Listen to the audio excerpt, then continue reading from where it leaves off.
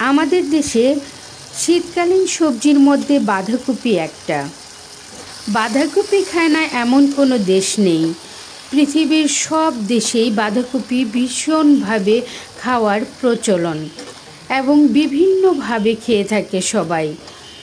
Hello everyone, আসসালামু আলাইকুম। Welcome back to রাইনাস yummy food and blog. আজ শেয়ার করব চিকেন দিয়ে বাঁধাকপির একটা রেসিপি, খুবই মজাদার। এখানে আমি একটা বাঁধাকপি পরিষ্কার করে নিয়েছি। এখন এটাকে আমি কেটে নিয়েছি 2টা আলু, টমেটো, পেঁয়াজ। আলুগুলো আমি বাঁধাকপির সঙ্গে দিব, যেহেতু আমি চিকেন দিয়ে করব। এখানে আমি চিকেনগুলো ছোট ছোট করে কেটে ধুয়ে পরিষ্কার করে নিয়েছি। পেঁয়াজগুলো কেটে নিয়েছি। এখানে কিছু মুরগির পাও আছে। এই তো এগুলো আমি কেটে নিয়েছি। টমেটো টুকরো টুকরো করে কেটে নিয়েছি। চুলায় প্যান বসিয়ে দিলাম। প্রথমে আমি দিয়ে দিব গোটা মশলা। ভীষণ মজাদার এই রেসিপি। এই তো গোটা মশলা দিয়ে দিচ্ছি। দিয়ে দিব তেল। যেহেতু আমি সরিষার তেল ব্যবহার করি, সরিষার তেলই দিয়ে দিলাম। দিয়ে দিচ্ছি কাটা পেঁয়াজ।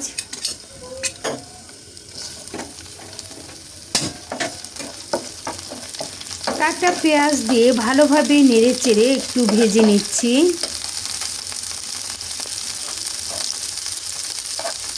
এখানে আমি হাফ কাপের মতো পেঁয়াজ ব্যবহার করেছি।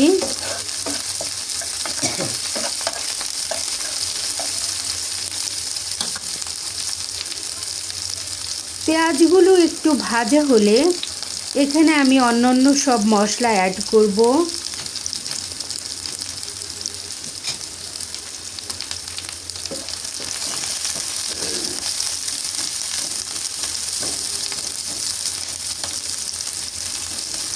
এই তো প্রায় ভাজা হয়ে গেছে।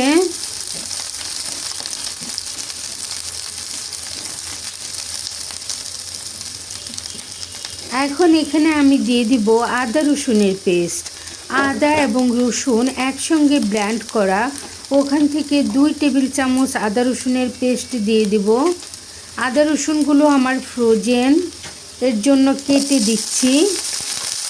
এই তো এখানে আমি ফ্রোজেন আদা রসুনের পেস্ট দিয়ে দিয়েছি, ভরে 2 টেবিল চামচের মতো। এখন এগুলো আমি একটু নাড়াচাড়া করে ভেজে তারপর এখানে আমি অন্যান্য মশলা অ্যাড করব। এই আদা এবং রসুন এর সাথে আমি চিকেনটা প্রথমেই ভেজে নিচ্ছি। আদা রসুনগুলো আমার পেঁয়াজের সঙ্গে গলে গেছে। এখন আমি দিয়ে দিচ্ছি চিকেন দিয়ে আমি একটু ভালোভাবে ভেজে নিব। তেলের মধ্যে চিকেন দিয়ে একটু ভেজে নিলে খেতে মজা হয়, তার জন্য ভেজে নিচ্ছি।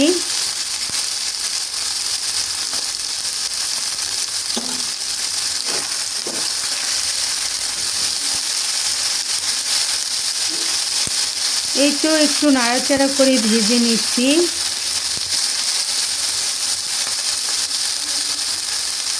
আমি এখনো লবণ দিইনি, দিয়ে দিব লবণ। পরিমাণ মতো লবণ দিয়ে দিলাম। এই তো চিকেনটা একটু ভালোভাবে ভেজে নিচ্ছি।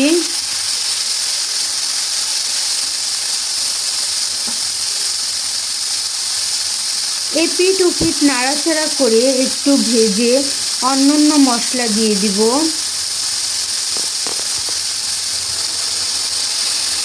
অল্প করে পানি দিয়ে দিলাম যাতে করে মশলা পুড়ে না যায়।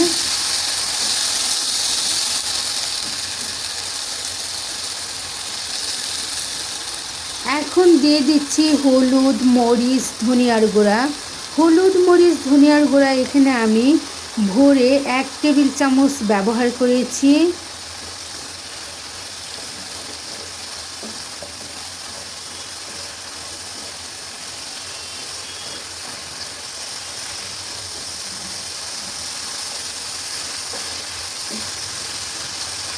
এখন ভালোভাবে নাড়াচাড়া করে একটু রান্না করে নিচ্ছি।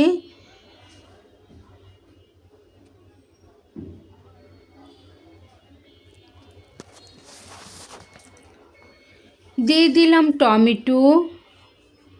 এখন আমি বাঁধাকপি, আলু সব কিছুই দিয়ে দিব এখানে। মশলা কষানো হয়ে গেছে, চিকেনটাও কষানো হয়ে গেছে, একদম তেল উপরে উঠে এসেছে, দেখতেই পাচ্ছেন। এখন দিয়ে দিচ্ছি আলু, বাঁধাকপি সব আমি একসঙ্গে দিয়ে দিচ্ছি।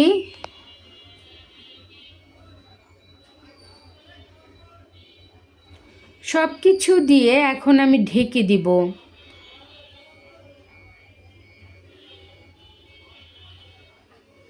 এই তো একটু কমে গেছে, ঢেকে আমি কিছুক্ষণ রান্না করে নিয়েছি 2-3 মিনিটের মতো। তারপর দেখতে পাচ্ছেন কমে গেছে, নিচ থেকে একটু পানিও উঠে এসেছে।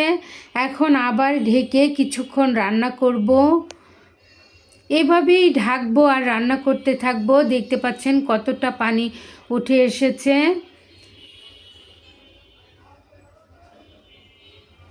আবার ঢেকে দিচ্ছি, আবার কিছুক্ষণ পর আবার খুলে নেড়ে দিব, যাতে করে নিচ থেকে লেগে না যায়। দেখতে পাচ্ছেন টমেটোগুলো গলে গেছে, সব কিছু কিন্তু সিদ্ধ হয়ে গেছে। লবণ আমার কাছে কম মনে হয়েছে, আর একটু লবণ দিয়ে আবার ঢেকে 3-4 মিনিট রান্না করলাম। এই তো আবার নাড়াচাড়া করে দিচ্ছি।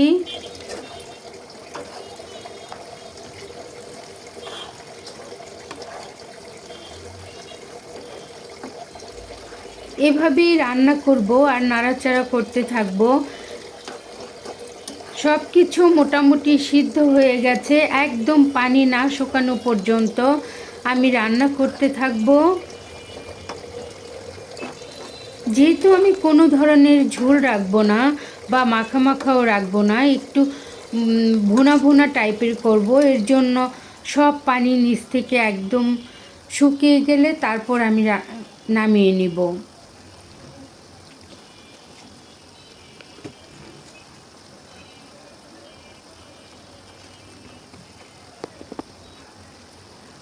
দিয়ে দিলাম জিরা পাউডার, যে ভাজা জিরার গুঁড়া এটা, ওখান থেকে আমি 1 টেবিল চামচের 4 ভাগের 1 ভাগ ব্যবহার করেছি।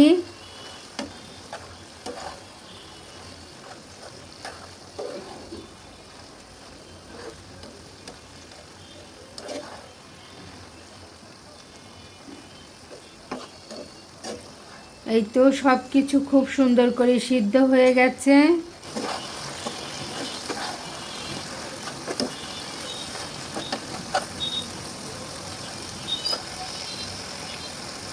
এখন আস্ত মশলাগুলো আমি তুলে ফেলে দিচ্ছি।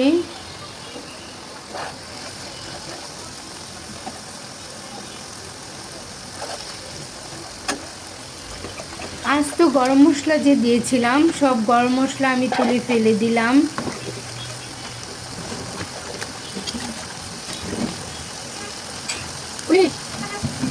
এভাবেই আমি পানি না শুকানো পর্যন্ত রান্না করতে থাকবো। এই তো পানি প্রায় শুকিয়ে গেছে।